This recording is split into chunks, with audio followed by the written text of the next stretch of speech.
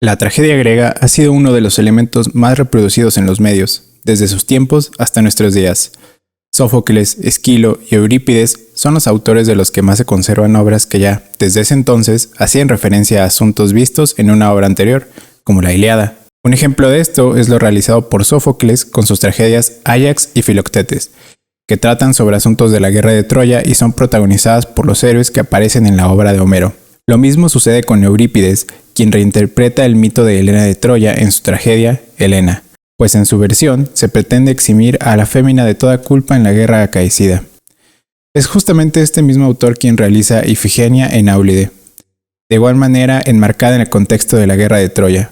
Esta obra ya había sido reelaborada para los medios audiovisuales, por ejemplo en 1977, con la película Ifigenia en Áulide, filme ganador de la Palma de Oro y de un premio Oscar a Mejor Película Extranjera.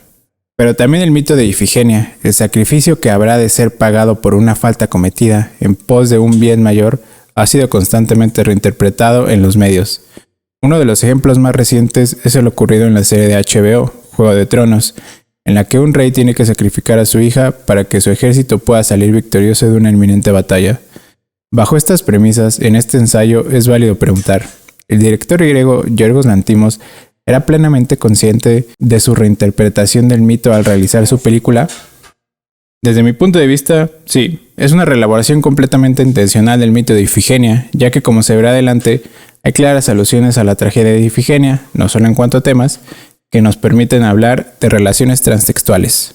Para abordar de manera transtextual estas dos obras, primero hay que hablar de los postulados de Gerard Genette, un crítico y teórico literario, de los más importantes en el campo de la narratología, que es, a grandes rasgos, el estudio estructural de los relatos. En 1982 publicó un libro titulado Palimpsestos, la literatura en segundo grado. Para esto hay que recordar que un palimpsesto es un manuscrito en el que se ha borrado lo anteriormente escrito para volver a escribir sobre dicho documento, como escribir en una hoja de papel con un lápiz, borrar lo escrito y volver a escribir. En la hoja quedan vestigios del grafito, a veces apenas perceptibles y a veces muy marcados. Por lo tanto, en dicha obra, el autor se encargó de explicar estas relaciones que hay entre los textos, aquellos vestigios que quedan de una obra sobre otra. Esas manifestaciones o relaciones que hay entre un texto y otro son a lo que Genette llamó transtextualidad, y tiene diferentes tipos. En el caso de este videoensayo, nos apoyaremos de la relación intertextual, que Genette explica como una relación de copresencia entre dos o más textos, es decir, eidéticamente y frecuentemente como la presencia efectiva de un texto en otro, pero principalmente en su modalidad de alusión, que el mismo autor define como un enunciado cuya plena comprensión supone la percepción de su relación con otro enunciado al que remite necesariamente tal o cual de sus inflexiones, no perceptible de otro modo.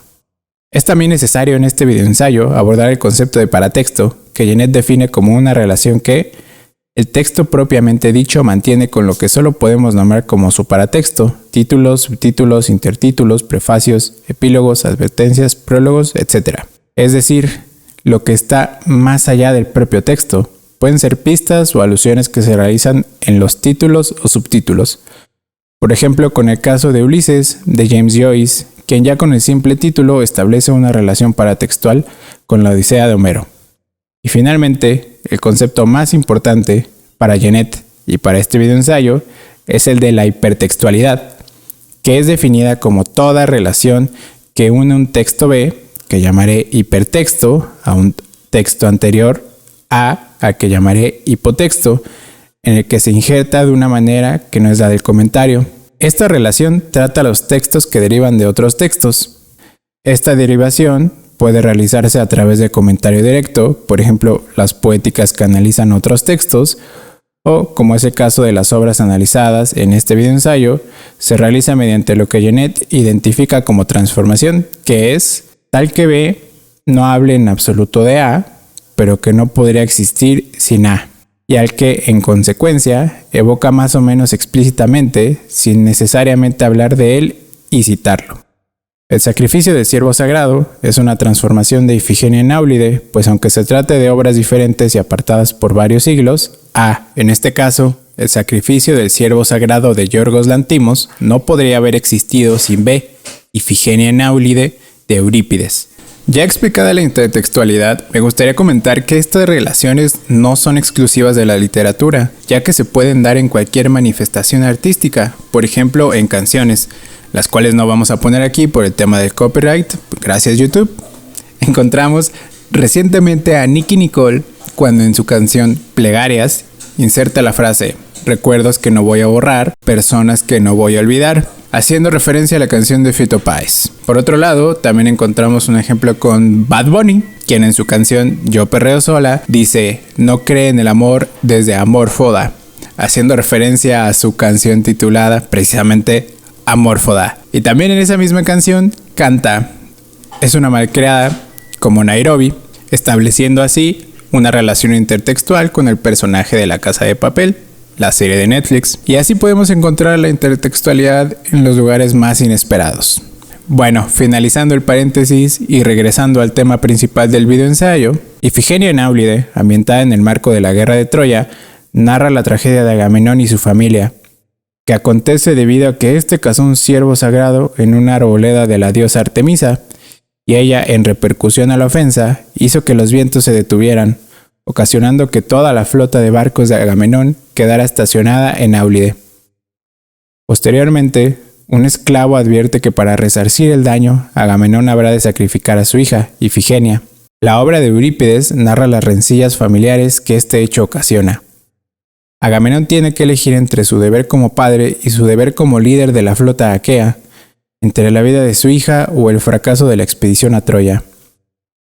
Clitimestra, esposa de Agamenón, se muestra profundamente adolorida por el hecho e intenta convencer a su esposo de no asesinar a su hija. Ifigenia, en quien recae el peso de los actos cometidos por su padre, se muestra renuente a morir, intenta negociar su vida, pero conforme avanza la obra, se resigna a morir y acepta su destino para un bien mayor. Por otra parte, en el sacrificio de un ciervo sagrado se narra la historia de Stephen Murphy, cirujano casado con Anna, con quien tiene 2 hijos, Bob y Kim. La tragedia ocurre cuando Stephen, tras haber ingerido bebidas alcohólicas, realiza mal una operación y en consecuencia muere el padre de Martin, un joven que tras la cirugía se hace amigo de Stephen. El joven le explica a Stephen que por sus acciones habrá de sacrificar a un miembro de su familia, o de lo contrario, toda su familia morirá, pasando por diferentes etapas. Primero perderán la facultad de caminar, después dejarán de comer hasta el punto de la inanición, posteriormente sus ojos sangrarán y finalmente morirán. Para el padre, un hombre de ciencia por su profesión, esto corresponde a la fantasía. Para el joven, es la realidad, pues al hablar sobre sus actos, explica: mi ejemplo es una metáfora, quiero decir, es simbólico. Todo esto es explicado por Martin de la manera más natural posible. De acuerdo con él, Stephen habrá de tomar la vida de un miembro de su familia, así como tomó la vida del padre de Martin. Un daño por un daño, una vida por otra vida. Es curioso lo que ocurre con este joven, ya que funciona como un elemento de resignación. Las cosas tienen que ser así, menciona, como si hiciera alusión a un destino inevitable, no a un elemento mágico o fantástico para cobrar venganza. Pues aunque Martin muriera, Stephen tendría que realizar el sacrificio para salvar a su familia. De nuevo, el padre se encuentra en constante conflicto al tener que elegir el destino de su familia. La madre se mantiene adolorida por los hechos acontecidos a su familia y la hija, de igual manera, pasa por un proceso de renuencia a ser sacrificada y posteriormente de estoicismo al aceptar su final. El elemento que cambia es la añadidura del hijo, pues mientras que en Ifigenia en Áulide solo se menciona al hijo varón, en esta obra sí tiene cierto protagonismo y es partícipe importante del conflicto familiar. Con la descripción somera de las tramas de ambas obras, se puede establecer principalmente una relación del tipo hipertextual, y sin tener que realizar comentarios, el sacrificio de un ciervo sagrado remite a Ifigenia en Áulide, pues el padre habrá de sacrificar a un miembro de su familia para compensar un error cometido, aunque nadie esté conforme con la acción. Es algo que habrá de hacerse inevitablemente por fuerzas del destino, como parte de las reglas de un juego mayor a todos los protagonistas. Por lo tanto, el padre pierde las facultades de padre que tradicionalmente se le han otorgado, pues Agamenón, en un punto de la tragedia, menciona: no es terrible, no se me va a permitir mandar en mi familia. Y en la película vemos a Stephen perder el control sobre su familia en reiteradas ocasiones, ya que ninguno de los medios que conoce, como todos los de la medicina, le sirven para salvarlos. Ifigenia, en la obra de Eurípides, al principio intenta convencer a su padre de que no la mate, al exclamar: